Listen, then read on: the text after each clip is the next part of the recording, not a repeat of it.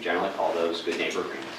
We've used them in all of our projects, all of them. We have 10, 12, 15 maybe in Howard, 10 maybe, give or take, of those types of agreements. And what they are is, if your setback is within a certain distance, that sort of thing, so we do that. We just saw the 2,000-foot setback from the property boundaries as being something that was probably very difficult to manage, to be fair, because 2,500 it is.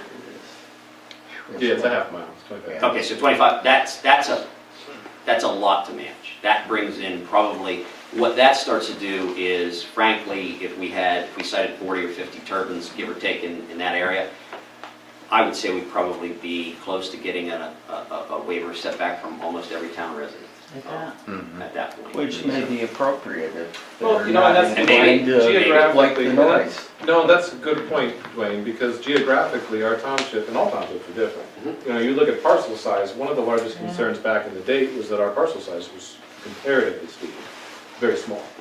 And there was a large amount of parcels in consideration of the total square mileage. Yeah. So, rather than just say, hey, we're going to pluck this out of thin air, it was very applicable to our township.